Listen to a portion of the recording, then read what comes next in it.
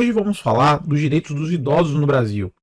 Está valendo, o que não está mais, o que funciona na prática. O Estatuto do Idoso no Brasil, uma das maiores conquistas, foi promulgada na Lei 10.741 de 2003, conhecida como Estatuto do Idoso.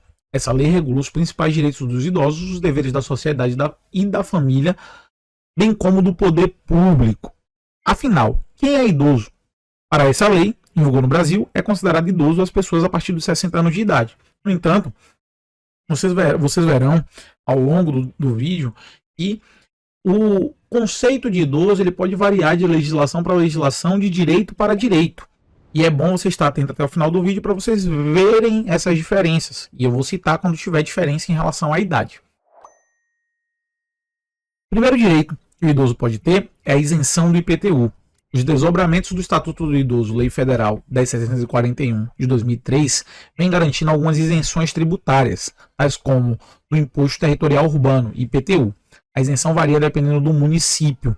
A norma vale para pessoas com idade acima de 60 anos, proprietárias de um só imóvel, aposentadas e com renda de até 2 salários mínimos. Algumas cidades do Brasil já possuem isenção, como a capital paulista, sendo a Madureira, no Acre, Petrópolis, no Rio de Janeiro e o Distrito Federal. Em Belo Horizonte, Minas Gerais, tramita uma lei que concede isenção fiscal do imposto predial e territorial urbano a imóvel exclusivamente residencial com valor máximo de 300 mil pertencente às pessoas acima de 60 anos. Parabéns às cidades que já promulgaram a lei, que garantem esse direito aos idosos, mas é importante saber que esse direito varia de município para município, então vocês precisam consultar se no município de vocês tem esse tipo de isenção vinculado à idade e qual é a idade. Pensão alimentícia. O dever de pagar alimentos não é exclusivo dos pais. A obrigatoriedade de o filho pagar a pensão para seu ascendente também é prevista legalmente. De acordo com o artigo 12 do Estatuto do Idoso, aqueles que não tiverem condições de se sustentar têm direito a receber pensão e a escolher de qual dos filhos vai receber. O não pagamento pode resultar na prisão do inadimplente. O Código Civil e a Constituição apoiam essa medida. Lembre-se aí que não só há o direito de alimento para com os pais idosos, mas também os pais idosos têm o direito de escolher qual dos filhos irá fazer o pagamento dessa pensão, tá? Então, é um direito que muito pouca gente sabe, até porque é mais comum a pensão alimentícia ser destinada dos pais para os filhos, quando esses são menores, mas no caso de necessidade do idoso de alimentos, é dever da família e aí os seus ascendentes prestarem. Caso os filhos não tenham condições financeiras de pagar o idoso, pode pleitear o benefício assistencial, cujo valor é de um salário mínimo mensal ao cidadão com mais de 65 anos que não possui renda suficiente para manter a si mesmo e a sua família, conforme os critérios definidos na legislação. É o chamado BPC Loas Idoso. E aqui frisa-se, nessa lei específica, que é a Lei Orgânica de Assistência Social, a LOAS, o idoso aqui é considerado a partir dos 65 anos. Assistência à saúde, outro direito do idoso. O poder público deve fornecer gratuitamente medicamentos aos idosos, especialmente em relação àqueles de uso continuado, como próteses. Os idosos também têm atendimento preferencial no sistema de saúde SUS. Ainda que o Estatuto do Idoso vede discriminação por parte dos planos de saúde no tocante à cobrança de valores diferenciados em razão da idade, a jurisprudência do Superior Tribunal de Justiça entende que ajuste proporcional de preços à idade do segurado está ligado à expectativa de aumento na procura por serviços médicos e hospitalares por parte dos idosos, e não se pode fazer de acordo com a corte tornar o valor da mensalidade tão elevado de modo a inviabilizar a aquisição do plano pelo idoso. Então, no que tange à saúde aqui, a gente precisa determinar logo 2 pontos de cara. O primeiro deles é a obrigatoriedade da assistência à saúde gratuita por meio do SUS. E aqui frisa-se a necessidade de medicamentos. Caso haja necessidade de medicamentos continuados ou de tratamentos continuados, é necessário que seja fornecido ao idoso. Lembrando que os estados, municípios e até a União pode alegar a reserva do possível, que é a possibilidade de não custear medicamentos de grande vulto por conta de não ter condições de fazer esse tipo de pagamento. E aí é importante que o idoso, sabendo que tem o direito à assistência à saúde e assistência à saúde gratuita, quando não tem condições de custear tratamentos de grande vulto, procure a justiça através da defensoria pública ou até mesmo de um advogado da sua confiança e do seu conhecimento. Porque essa reserva do possível, ela tem que coadunar, ou seja, coexistir com o seu direito à saúde. E seu direito à saúde tende a prevalecer em situações como essa. E aí o outro ponto que a gente tem que trazer aqui é a questão do plano de saúde, que é a possibilidade daqueles idosos que têm condições de custear o plano de saúde e saem da assistência gratuita, de pleitear o valor justo desse plano de saúde. É óbvio que, como ficou claro aí, o STJ já permitiu a diferenciação de preço por conta do risco do negócio. Pense você que se você é idoso, você vai mais ao médico, então é mais arriscado custear a sua saúde do ponto de vista da seguradora de saúde. Então elas podem cobrar um valor diferido, mas esse valor nunca pode ser abusivo. Então tem que haver uma proporcionalidade. E aí é preciso que vocês estejam atentos para, se caso estejam sendo abusados em relação ao valor, o valor esteja muito acima do valor de mercado, procure também o advogado aí para pleitear uma ação reparadora desse aspecto. Medicamentos gratuitos. O artigo 15 do Estatuto do Idoso determina que cabe ao poder público fornecer aos idosos gratuitamente medicamentos, especialmente os de uso continuado, assim como prótese, órtese e outros recursos relativos ao tratamento, habilitação ou reabilitação de sua saúde. Como eu disse, existe a necessidade de prestação dos medicamentos e dos tratamentos de maneira continuada. Caso isso não ocorra, procure o seu direito junto a uma defensoria pública do seu estado ou ao seu advogado. Justiça. Os idosos também têm prioridade na tramitação de processos judiciais, no quais figure como parte ou interveniente. Para conseguir o benefício, é preciso fazer prova da idade e requerê-lo junto à autoridade judiciária competente. Em caso de morte, a prioridade se estende ao cônjuge e ao companheiro também com mais de 60 anos. E aqui frisa-se que é importante a percepção do direito aos cônjuges e companheiros que também tenham mais de 60 anos e que atuem aí no direito do idoso, né? Atuem no direito do idoso falecido. Então isso aí se estende ao cônjuge também. Transporte público. A gratuidade é assegurada pelo Estatuto do Idoso, mas há especificidades quanto à extensão do benefício nas legislações municipais. E aqui é aquele ponto em que a idade ela pode ser flexibilizada e não necessariamente ser a idade do Estatuto do Idoso. Assim, a idade mínima para entrar sem pagar em um ônibus ou qualquer transporte público da sua região pode variar entre 60 e 65 anos. Isso porque o Estatuto estabelece a obrigatoriedade só a partir dos 65 anos e deixa a critério das administrações municipais, estaduais ou até mesmo federal a decisão sobre incluir ou não os maiores de 60 anos. Vagas exclusivas. De acordo com a legislação, 5% das vagas dos estacionamentos públicos e privados devem ser exclusivas a pessoas maiores de 60 anos de idade, finalizadas e posicionadas de forma a garantir uma maior comodidade. Logo, se você tem um estabelecimento no qual tem estacionamento e você não enxerga essa distribuição de vagas prioritárias, ou enxerga, mas não no quantitativo adequado, você pode informar o órgão competente administrativo que vai regular essas questões e o estabelecimento pode ser multado. E se isso te trouxer algum transtorno pessoal, você também pode pedir indenização por danos morais. Caso, por exemplo, você tenha alguma dificuldade de estacionar numa situação como essa e ele cause transtornos por conta da sua idade, esse seu direito que não foi resguardado pode sim ser alvo de indenização. Atendimento preferencial. Segundo o Estatuto, é garantido ao idoso o atendimento preferencial e individualizado junto a órgãos públicos e privados prestadores de serviço à população. Este direito é também assegurado por Lei 10.048 de 2000 e pelo Decreto 5.296 de 2004, que a regulamentou. E aqui fica a menção à mesma situação das vagas exclusivas. Caso não haja a distribuição de atendimento preferencial nesses lugares, você pode não só denunciar o órgão ou o estabelecimento, como também pode fazer uso do seu direito de indenização, caso isso tenha te trazido algum transtorno. Idoso com 80 anos ou mais possui prioridades especiais. Ele assegura às pessoas idosas serem atendidas antes de qualquer outra, depois de concluído o atendimento que estiver em andamento em estabelecimentos como hospitais, clínicas, supermercados, cinemas e teatros, dentre tantos outros. Aqui é a prioridade da prioridade, como a gente costuma falar no popular.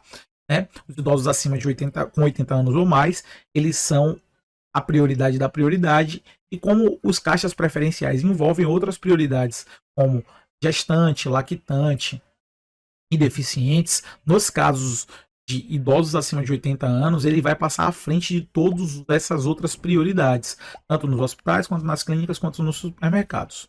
No caso dos serviços de emergência de saúde, a prioridade de atendimento ficará condicionada à avaliação médica em face da gravidade dos casos a atender.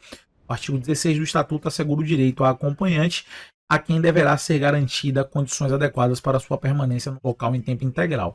Aqui faz uma ressalva à questão de urgência e emergência, por conta de que é possível que uma pessoa que não seja elencada ali como prioridade esteja num caso muito mais crítico do que o idoso que está buscando o serviço de saúde. Então, a prioridade não pode ser indiscriminada nessas questões que envolvem a vida. E todo idoso acima de 60 anos tem garantido aí pelo artigo 16 o direito a acompanhante nas unidades hospitalares. Meia entrada. O Estatuto estabelece que maiores de 60 anos de idade têm pelo menos 50% de desconto no pagamento de atividades culturais, de lazer, artísticas e esportivas. As regras variam em cada município, mas em geral só é preciso apresentar o documento de identidade. E aí é aquilo, né? Todos esses benefícios que a gente tem trazido para os idosos buscam inserir o idoso na sociedade civil e não discriminá-lo. Além disso, mostra o compromisso da sociedade civil, dos familiares e do poder público para com as pessoas que têm mais idade, que portanto pode ter algum tipo de vulnerabilidade decorrente da sua idade avançada. E aqui, no que tange a meia entrada, é justamente isso, é a inclusão do idoso no âmbito da sociedade civil, de modo a que ele participe de atividades culturais e de lazer, e que seja incentivado, inclusive, a desenvolver atividades artísticas e esportivas, no sentido de que, se você barateia esse custo para eles, você está inserindo e aumentando a prática dessas atividades. Trabalho na terceira idade. É proibida a discriminação e a fixação de limite máximo de idade na contratação de empregados, sendo passível de punição quem o fizer, inclusive para concursos, ressalvados os casos que a natureza do cargo exigir. O primeiro critério de desempate em concurso público será a idade, dando-se preferência ao de idade mais elevada. Aqui fica claro que a ideia não é só a inserção do ponto de vista de fomento à assistência e saúde, mas também a questão do trabalho, de manter essas pessoas como força produtiva enquanto elas puderem ser força produtiva. Então não há que se falar em diferenciação, e além disso, são pouquíssimos hoje os concursos públicos que fazem distinção de idade. E aí eu só me vem aqui à cabeça de imediato os cargos militares. Tá? Nem a Polícia Civil, nem a Polícia Federal tem distinção de idade, por exemplo. Então, para ir com qualquer idade. E o desempate em concurso público para a idade mais elevada é justamente para poder viabilizar aquele idoso ou aquela pessoa de idade mais avançada oportunidades que outros novos terão em maior quantidade, justamente por conta de ter uma idade menor, né?